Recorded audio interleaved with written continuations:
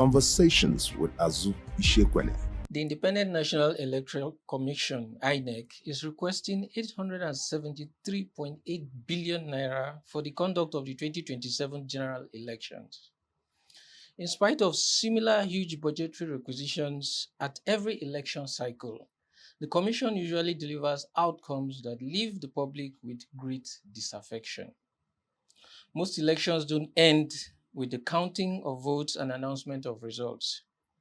They are decided through litigation. Continuous review of the Electoral Act has not brought about any significant changes. As it is said about the bird that has learned to fly without perching, election thieves always find a way to steal the vote. But how do we catch election thieves? Attempts have been made at reforms, but elections are still stolen and final outcomes are decided far away from the polling booth. A very naughty part of the Electoral Act remains the mode of transmission of election results, a process that Nigerians fear leaves a lot for election thieves to explore. Then there is the fundamental question of the trust gap between politicians and the electorate is wider than the sea and deeper than the ocean. Welcome to Conversation with Azu, where we bring you logical and well-reasoned analysis in our diary of life and politics. Our column is titled To Catch an Election Thief. The writer, Azu Ishekwele, is with me to take some questions. Hello, Azu, and congratulations for the successful hosting of the Leadership 2025 Awards. Well, thank you very much. Gratitude also to our partners and recipients and all those who made it the resounding success that it was. Thanks for having me. All right. So we go straight on to the questions. If Nigerians don't vote electronically and results are not tabulated electronically, what is the sense in demanding real-time transmission of election results? Great question. Now, but let me just dial back a bit to some of the comments you made in the intro, especially about the monies made available to the Independent National Electoral Commission or the They're election still awaiting management body. approval. Yeah, but critically, my point about that is that there's often a huge discrepancy, and the election management body can speak for itself. But often there's a huge discrepancy between what is announced as figure that even after it's been passed or appropriated, there's often a huge gap between what is announced and what is released. So we must also keep that in mind. Now, to the question about real-time transmission. Real-time transmission. Well, I think that we also must keep in mind that we desire to, I do perfectly understand the desire of Nigerians and especially of Nigerian voters to have free and fair elections and to have processes that are actually credible and an election management body that is accountable. But what we expect of ourselves, I believe, and what people expect of us as a leading democracy on the continent, people expect much higher standards, and deservedly so. But I think we should not lose fact, and we should also not lose sight of the progress that we have made over time. There was a time in this country where palm kernels and dead people showed up in the electoral register, and these things were true. I think one was it Muhammad Ali or some or Michael Tyson or we really have had all those experiences. And then looking back where we are coming from, that now seems like eons ago, but that was such a time. And also, somehow, cycle after cycle, there was also a time when serious attempts were made by the election management body to reduce post-election litigation so that courts do not have to intervene as frequently as they have had to in election outcomes. But we have also had significant challenges, not just only with the election management body, and it has more than enough share of the blame, but also with politicians and their attitude to elections and election results. Sometimes you get the feeling that politicians only feel that results have been free and fair where they won. But where they lost, it's a different ballgame. But now to the question about transmission, I do believe that ultimately in this country, we are going to have a system, we are going to have a far more transparent system. Hopefully, we get to that place where elections, where people not only are able to vote remotely, but also those results are transmitted electronically. Whether we have reached that point now, I am not so sure, to be honest. What I would argue for, and argue for robustly at this time, is that we improve on the current systems, make the current systems more open and more transparent, and also have parties themselves, the parties that are involved in these elections and agents, more involved, and make the system for them to be able to hold the election management body accountable for results that are released easier and more accessible. All right, talking about politicians, if we can't afford to trust politicians, why can't we trust INEC? There is a trust deficit that leads to this demand for. Yes, obviously, I think some of that also has to do with the process of appointment of not only the INEC chairman of commission. INEC, but also the commissioners. That, as they say, who pays the piper calls the tune. So it's often a suspicion that, but we have seen it in this country where the president appointed an INEC chairman, and I'm talking, of course, about Jega. Okay. Appointed an INEC chairman under whose management he lost an election. All right, so it's not these things are not. But I think that we need.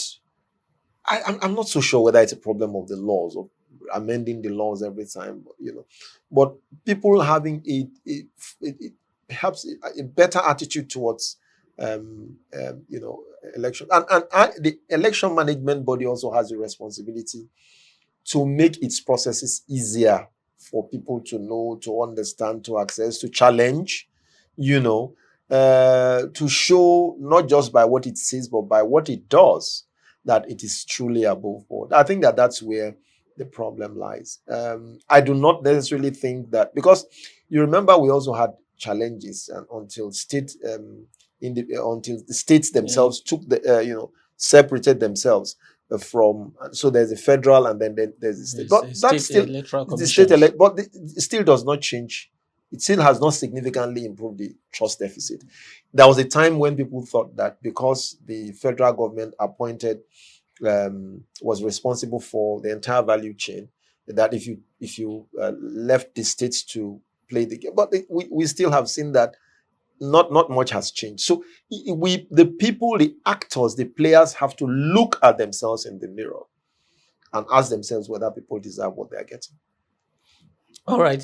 In the last 1 week plus few days, there have been so much debate, so even including a 2-day protest at the National Assembly about the transmission of election results. Now, by the time the Harmonized Electoral Act is passed, it is likely to contain the same old provisions that INEC has the discretion to announce election results according to how the situation warrants. So my question then is, so what was exactly the point of the agitation at the protest? Well, I think that's a great question. But the point of the agitation is people felt that they needed to be heard. They needed their voices to be heard regarding their demand for fairer, more accountable and free elections. And that's okay. But I do not think that it should be an activity that people just check and then tick the box and say we are protested. I think it's something that really has to be sustained. I hope it doesn't deteriorate to violent protest, but we need to sufficiently through our various representatives, and more importantly, in my view, we today, far more than ever before, people have access to phones. We need to use that tool more effectively to monitor what is happening. Hopefully have the phone numbers of the persons who represent us at different levels, of the various INEC commissioners and all of that, so that we're able to also follow real time and hopefully credibly what is happening and shine the light on the process, because it's where darkness thrives that this kind of hanky-panky prevails. So hopefully we will be able to not just keep agonizing, but also keep organizing in such a sustained manner that will bring enough pressure to make the system more transparent than it has been so far. All right, I want to bring an excerpt from this article for you to listen to and get a bird's eye view of how very interesting it is. And I quote Azu, "It is fair to say that processing data volume over 1 year and managing general elections where results are expected within hours or days carry different degrees of risk. But in Nigeria's case, the concern is more about trust than technology.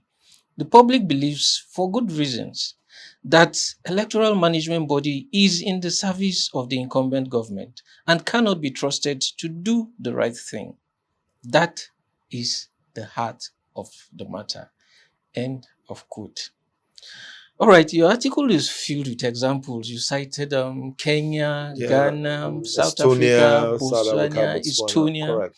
and it's only Estonia that has complete electronic voting system with internet voting and real-time upload and That's correct. announcement of results. Yes. So my question then is, aren't Nigerians asking too much of INEC in the face of obvious handicaps? Well, it may seem so, but one of the benefits of the modern life in which we live is that technology also has allowed people to leapfrog various processes. So you don't have to, do wrong ranking. You can leapfrog the best examples or best practices from different parts of the world. But again, I think we really have to be careful in because you don't also want to take a step that then you then find yourself you have taken a step that has become irreversible, and then you create Find yourself in a yes. limbo. I think we should not underestimate the logistical nightmare of organizing. I'm not saying it's rocket science, right? It's by no means rocket science, but we should not underestimate the logistical nightmare of organizing elections in Nigeria. And I've also heard the argument, and quite believably, that perhaps from out of INEC, a different body that's totally in charge of logistics may in fact be useful in future, because as it is now, INEC is not just an election management body in Nigeria. It's also a logistics, it's a humongous logistics company. These are things that we really do need to look into as we make progress and as the system evolves. It's also in charge of registration of political parties. Yeah, it's quite a task. All right, and in most cases, again, the reality of Nigeria, politicians don't even play by their own rules. No, they don't. It doesn't matter how many times the rules change. They always find the reason why, why you need to make more changes. So my thinking is that if we want to get, credible elections, why do we want to take giant leaps? Is it not just necessary to build foundation one step at a time, so we don't get to a point of... Well, I do hope that I do not see anything in the harmonization that is supposed to happen in the week that we're next week that will significantly change the law. I hope that the fallback option of using the manual process will be tested in the next election while the system sort of evolves. But more importantly, that both the actors and the election management bodies and civil society and the press, that we all keep our eyes on the system and on the process and sustain the demand for a more transparent, more open election process. All right, thank you very much. And this is just a snapshot of the real deal. So for more of this article, to get the full text of this article, visit our website at azuishekwene.com. Don't forget to like, subscribe, and share. Thanks for coming on the show. Thanks for having me once again. It's my pleasure. Bye for now. Conversations with Azu Ishekwene.